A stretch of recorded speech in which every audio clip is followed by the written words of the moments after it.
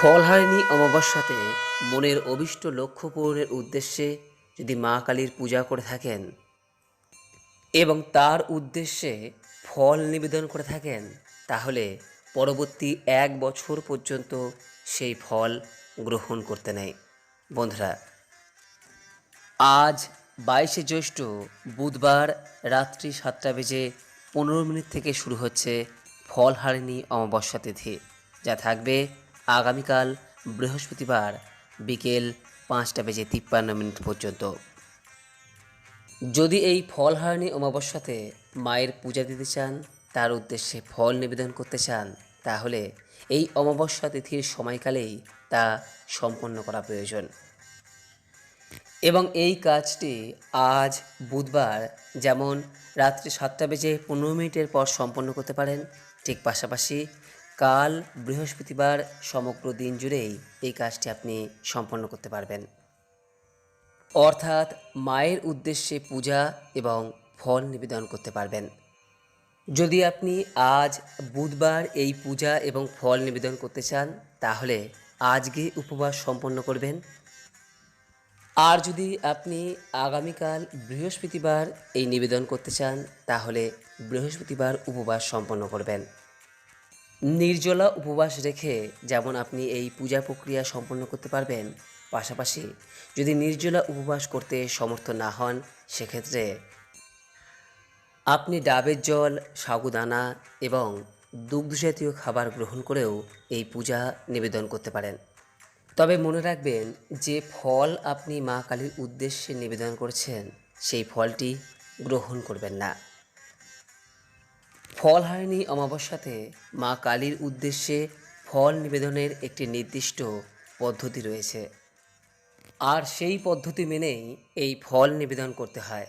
বলা হয়, যে ফলটি আপনি মা কালীর উদ্দেশ্যে নিবেদন করছেন, সেই ফলটি পরবর্তী 1 বছর পর্যন্ত নিজে গ্রহণ করতে নেই, অর্থাৎ সেই ফলটি খেতে নেই।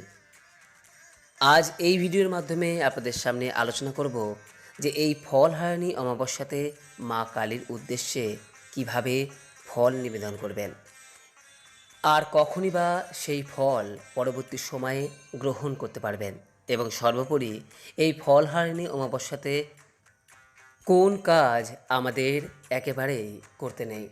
আশা করি দর্শক বন্ধুরা এই ভিডিওটি আপনাকে সমৃদ্ধ করবে। নমস্কার দর্শক বন্ধুরা, অমৃত কথা এই চ্যানেলে জানাই আপনাদের সুস্বাগতম। ভারতীয় দর্শন, শাস্ত্র এবং বিভিন্ন দেবদেবীর পূজা অর্চনা পদ্ধতি এই চ্যানেলের মূল আলোচনার বিষয়বস্তু।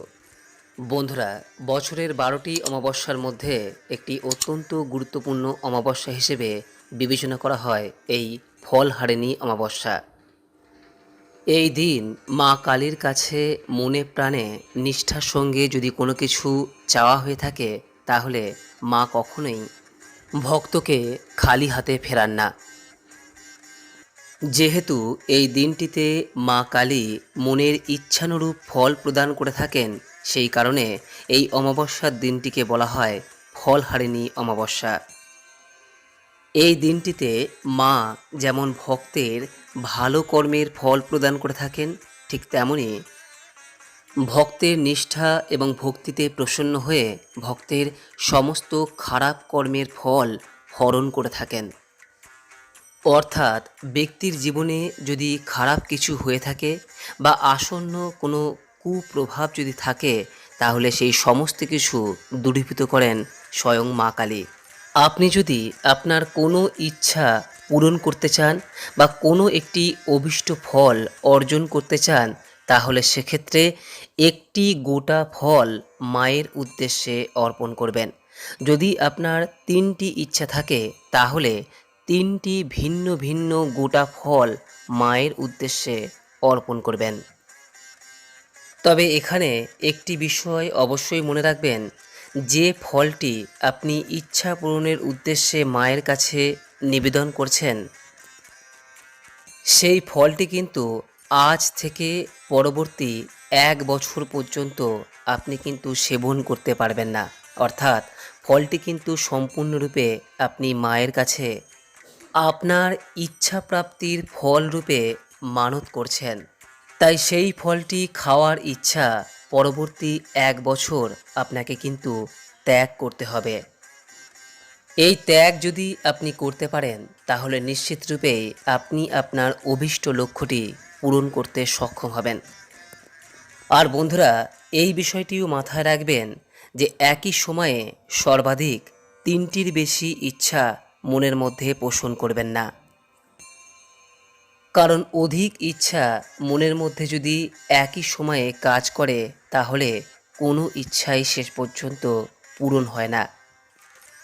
তাই সর্বাধিক মনের 3টি ইচ্ছা মায়ের উদ্দেশ্যে আপনি ব্যক্ত করতে পারেন এবং সেই রূপ আপনি 3টি ভিন্ন ভিন্ন গোটা ফল যা আপনি সারা বছর আপনার অভীষ্ট লক্ষ্যটি পূরণ করার জন্য আপনি ত্যাগ করতে প্রস্তুত, সেই রকমই 3টি ফল মায়ের উদ্দেশ্যে নিবেদন করবেন।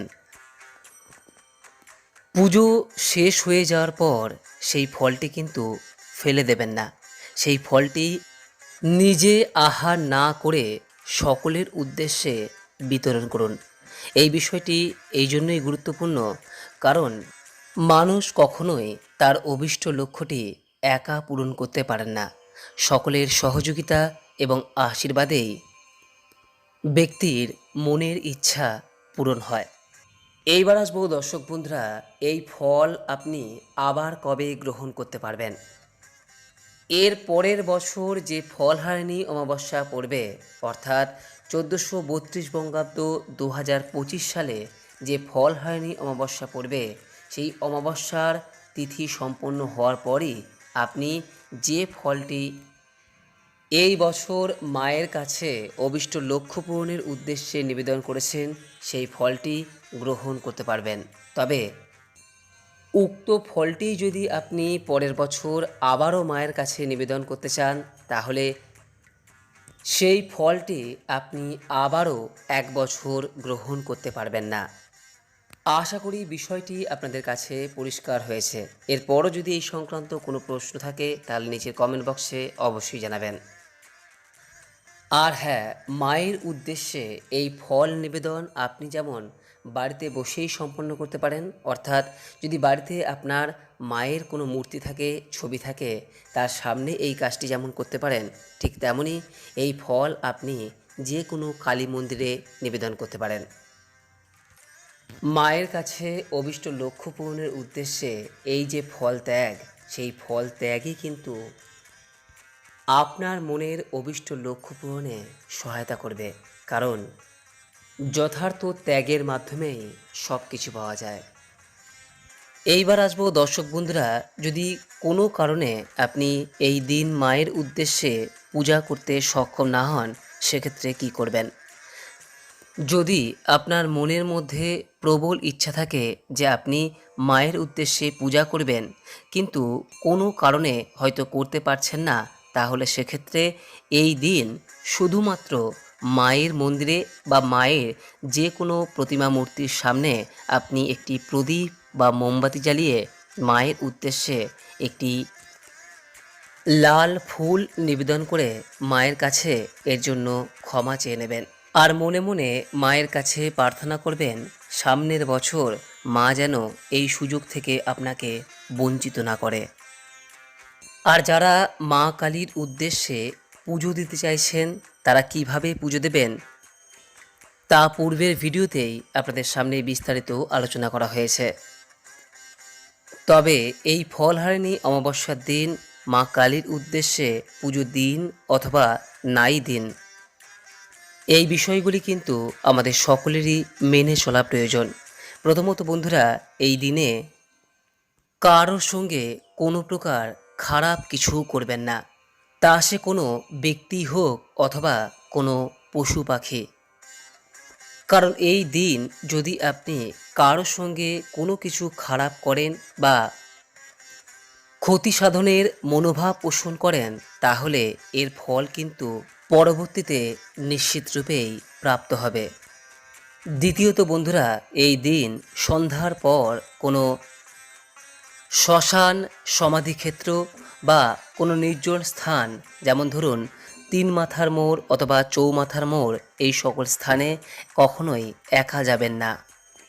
তৃতীয়ত বন্ধুরা, এই দিন কোনো অবস্থাতেই সায়ং সন্ধ্যা অর্থাৎ সন্ধেবেলায় শোবেন না বা ঘুমোতে যাবেন না এবং যথাসম্ভব এই দিন বিভিন্ন প্রকার অশান্তি ঝুটঝামেলা এড়িয়ে চলুন। চতুর্থত, এই দিন বাড়িতে আগত কোনো দুস্থ বা ভিখারি মানুষকে কোনো অবস্থাতেই খালি হাতে ফিরিয়ে দেবেন না।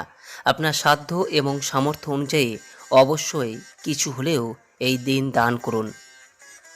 সম্ভব হলে বয়স্ক এবং অসুস্থ মানুষদের সেবা করুন। এই বিষয়টি সর্বদাই মাথায় রাখুন। এই দিনের ব্যক্তির প্রত্যেকটি ভালো এবং খারাপ কাজের ফল নিশ্চিতরূপেই সে প্রাপ্ত হয়ে থাকে। আশা করি দর্শক বন্ধুরা এই ভিডিওটি আপনাকে সমৃদ্ধ করেছে। এরপরও যদি এই সংক্রান্ত কোনো প্রশ্ন থাকে নিচের কমেন্ট বক্সে অবশ্যই জানাবেন। মায়ের কৃপায় সকলের মঙ্গল হোক এই কামনা করে আজকের মতো ভিডিওটি এখানেই শেষ করলাম। নমস্কার, ধন্যবাদ।